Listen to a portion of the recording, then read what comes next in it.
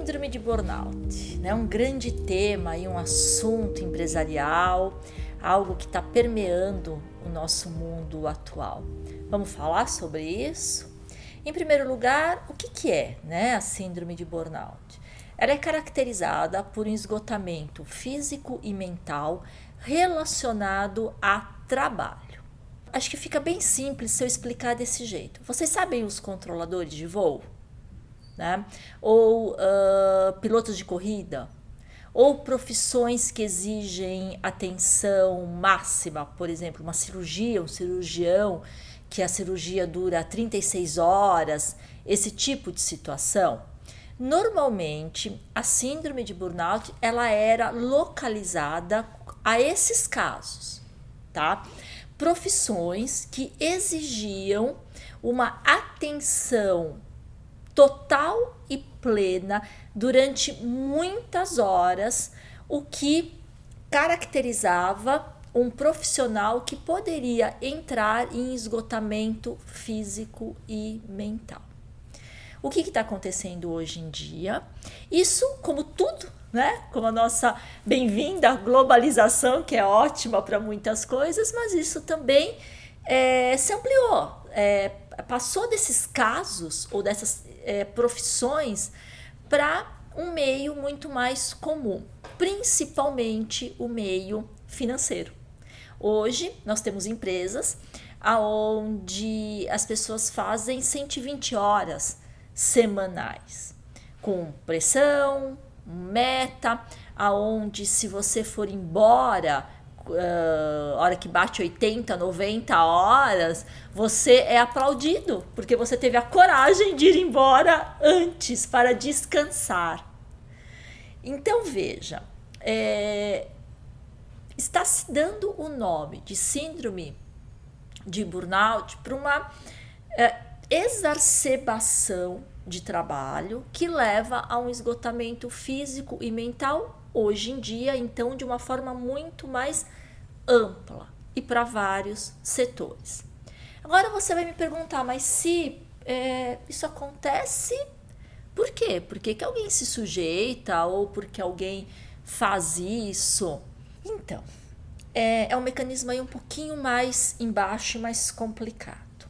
Depende da idade ou depende do que você aceita. Cada empresa, cada lugar, cada hierarquia familiar, por exemplo, ela tem um contrato. E esse contrato, gente, ele sempre tem letras miúdas. Sempre. E, pela minha experiência, nem sempre as pessoas leem as letras miúdas. Ou se leem, às vezes pela arrogância da idade, às vezes porque eu tô com meu físico pleno, às vezes porque eu acho que aquilo não vai acontecer comigo, eu dou de ombros e toco o barco. Às vezes porque o meu foco está naquela experiência que eu quero conseguir daquele trabalho. E quando eu entro na roda viva, eu entro. O compromisso é aquele, e se são 120 horas, são 120. E eu não vou percebendo que eu estou esticando esse mental, que eu estou esticando esse físico. Eu tive com um casal essa semana que a esposa dele me disse o seguinte, que ela fez uma planilha para mostrar para o marido quantas horas ele ficava em casa. E que a maioria do tempo ele estava ou na empresa ou viajando pela empresa. Apesar de ser um combinado deles, ela assumiu a casa para que ele pudesse ficar fora, começou a subir, sabe? Mais meia hora, mais uma, mais duas, mais 3, mais 4, aí tem a compensação financeira, aí tem a compensação do reconhecimento, aí a casa, a esposa, os filhos estão ali ficando um pouquinho mais... Aí um dia esse fio estoura. E aí eu tô o quê? Esgotado, físico e emocionalmente. E eu me pergunto, e agora? Qual é a grande questão disso? É que não é só eu não estou dando conta.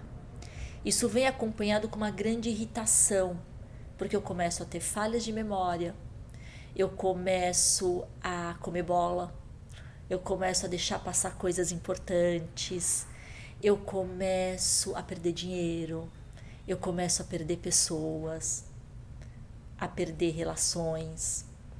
Esse é o mais que está mais embaixo, é o mais complicado, é o mais triste. Então veja, o que eu posso te dizer sobre isso? Tem como reverter?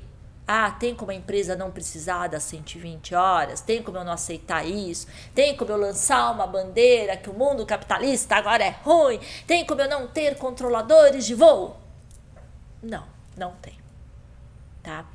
Você precisa estar dentro disso? Não sei. Isso compete à individualidade de cada um. Mas o que eu posso te dizer é o primeiro sinal de uma falha mais séria de memória, num primeiro sinal de gripes constantes, num primeiro sinal de irritabilidade profunda, pare e reveja o seu mapa de vida. Reveja seu mapa profissional, porque é muito mais fácil eu secar uma gota d'água do que eu te tirar do fundo do poço. Então, acho que esse é o ponto, é saber a medida de parar.